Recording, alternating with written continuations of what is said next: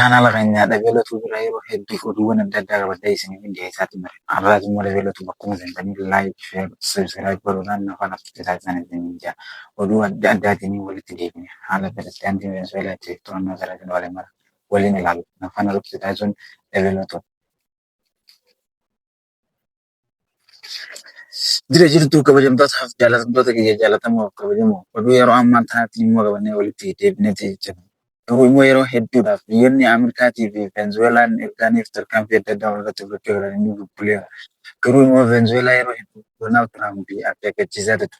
Pirezidaantii biyyattiidhaa Maaduu ergaaniif akeekkachiisa gurguddaa irratti gaggeessee tureen booda magaalaa guddittii biyyattiidhaa haala argaa jirtan kanaan weerare. Halkan tokko keessatti miidhaa gurguddaa qabeenya irraa fi akkasumas namoota irraa hin geessu. Garuu immoo xiyyaarri waraanaa helikooftara torba yeroo tokkotti ergamuudhaan magaalaa guddittii Venezuelaa Kaakarsaa jedhamtu bakka takkaa barbadeesseetu. Garuu immoo pirezidaantiin Ameerikaadhaas sababiin haala kanaan tarkaanfii jijjiiraa kana biyyattii Venezuelaa jedhamtu kana irratti fudhateef maal akkaaniif ta'e yoo beektan himan.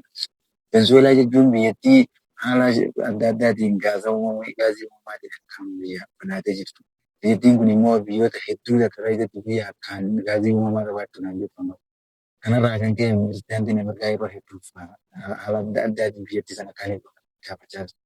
Garuu pirezidaantiin biyyattiidhaa immoo Amiraal Maaduroo yaada isaanii kana dhabanii jalaayis bakka dhabuudhaan yaada isaa guutuu jalatti deebisanii callisanii jiru. Ameerikaa yeroo hedduu mootummoota biyyoota garaagaraa mararratti tarkaanfii fudhachaa turte. Mootummaa kana Venezuelaa kana osoo hin taane Saadaam Hussein mootummaa Iraaq taphachuudhaa qabdee hiitee ergaanee tureen boodas ajjeeftee turte. Garagalchitee kana qofa osoo hin taane akkasuma Bangaadesh yeroo qabdee isaas kan yeroo hedduu haalonni turse. Biyyoonni Ameerikaa yeroo hedduu bara adda addaa irratti tarkaanfii fudhatan. Bara 1988 yeroo sanii irratti Saadaam Hussein qabanii gara Waashington geessanii ture. Garagalanii bara 2023 ammaa akkasuma pirezidaantii Bangaadesh shaara saniin geggeessaa ture. Deebi'anii immoo haala saniinis osoo hin turin gaafa yeroo hedduu biyyoota adda addaa kan jeneraalota waraanaa irraa fuudhamellee 1990 fi takka immoo Soomaaliyaa dhaquudhaan jeneraal Eejid nama jedhamu waliin turan.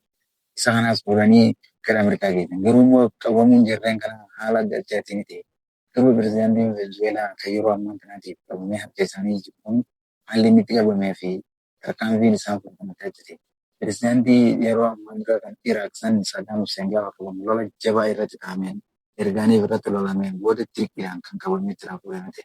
Akkasuma pirezidaantiin Bangaadesh Saadaam Hussein jeneraal Eejid jedhamu kanaas haala saniitiin lolli hanga sa'aatii 5 olii turte. Booda Ameerikaan dirqiidhaan goote. Garuu immoo kana irratti loluu osoo hin taane haala argaa jirtan kana xiyyaara helikooftara marsanii kimeen biratti fiiguudhaan turan. Tarkaanfiiwwan kana wayita isaa fudhatanitti uummanni biyyoota hedduu immoo uffata. Raashiyaanii fi akkasumas Yuukireenii fi Turkiyeenii fi biyyoonni Arabaa martinuu yaada adda addaa qabu. Garuu immoo Kuriyaan kaabaa kana jechuudhaan ibseetiidhaan kana keessu. Ameerikaan seera biyyoota idil addunyaa maraa hoo cabsiteeti pirezidaantii guddaa biyyattii bulchaa jiru seentee buutee jechuun akeekasi. Garuu immoo kan gocha inni kun hojjete mara isaanii sunsooniif biyyattii guutuu dhibuu hin ta'in haala inni itti qabameetu biyyoota hedduu dhibu. Haala mana isaatti waliin soonii mana isaa jiruu pirezidaantiin Venezuelaa to'annoo jala kan oolani. Garuu pirezidaantiin Ameerikaaniif to'annoo jala isaanis oolchanii achirraa fuudhanii gara Waashingtonitti geessan. Waraanni Ameerikaadhaa kanneen isa kana qabanii to'annoo jala guutuun qarqara galaana Venezuelaa kana irraa kan ka'anii qabanii to'annoo jala. Venezuelaanii fi isaan gidduutti galaana malee wanti tokko hin jiru. Akkasuma yeroo hedduudhaafis Ameerikaan baala sammuu namaa haguuggachuu mara Venezuelaa irraa gara Ameerikaatti seenaadhaa ture jechuun Doonaald Tiraamp yeroo hedduu akeekkachiisa guddaa irratti dabarsaa ture. Tarkaanfiin immoo gargariitiin dabarsu mara Ameerikaanii fi Venezuelaa gidduutti gaggeeffame.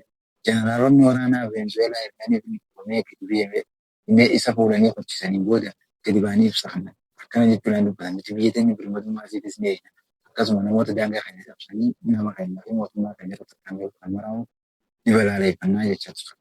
Garuu immoo isaan balaaleffannaa kanaatiin biratti haalli isaan itti qabame kun immoo waraanni biyyattii duuba jira kan jiru eegaman.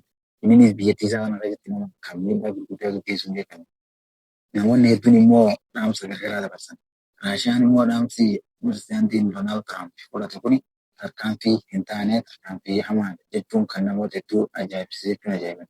Raashiyaan gochoota taa'amee jiru kun martinuu qoratamuu qabaa jechuun mul'atan. Qorannoo isaan gaggeessan kana mata irratti ni jiraachise Raashiyaa fi isaan jechuun dhaamsa adda addaa dabarfameessu.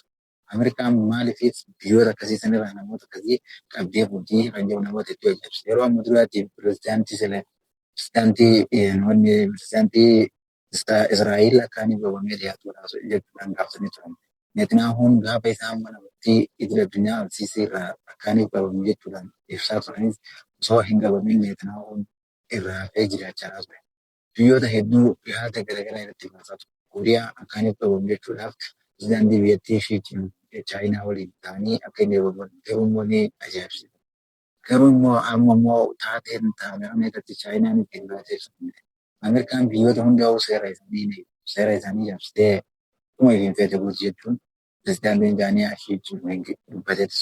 Garuu immoo biyyoota hedduu faayidaa Chaayinaan Ameerikaan jechiisa hin gochisiin hojjetu kun waan akkaan namoota hedduu ajaa'ibsiisee fi namoota hedduu dhibachiise. Mootummoonni tokko tokko immoo dhaamsa qabanii garaagaraa qabanii fi akkasumas gocha isaan hojjetan kana balaaleffatu. Biyyoonni arabaa immoo itti qoosaa ajaa'ibaa kan taphise. Kana jechuudhaan itti qoosan. Ammoo nuti gana huccuu keenya ofirraa baafnee akkasumas pirezidaantii Veenzuweelaadhaan Maaduroo goofna isaa fi uffannaa hin qabne suuraan haala kan mul'isuutu. Gaafa haala kanaan haala mana isaatti waliin to'annoo seeraa jala oolchee waraanni karaa fuudhee jiru kan akkanii isaan haala kanaan qoosuu eegala. Biyyoonni hedduun immoo walgahii hatattamaa walitti yaamanii biyyoonni ollaa isaanii Kolombiyaan nama taate walitti dhufuudhaan namoonni lolli ergaaniif Veenzuweelatti gaggeeffamee daangaa keenya cabsee namni nutti seene jechuudhaan waraana dura marsanii eegan osoo hojjetu hin barbaanne. Walgahii hatattamaa Kolombiyaan yaamte kana ilaalchisee immoo biyyoonni sunii fi hangammaatti dubban. Donald Trump immoo gara isaatiin maal jedhu biyyee Veenzuweelaa hangaaniif mootummaa ce'umsaa yeroo dhaabbattisun bu'utti Veenzuweelaa ni bulchinaa jedha.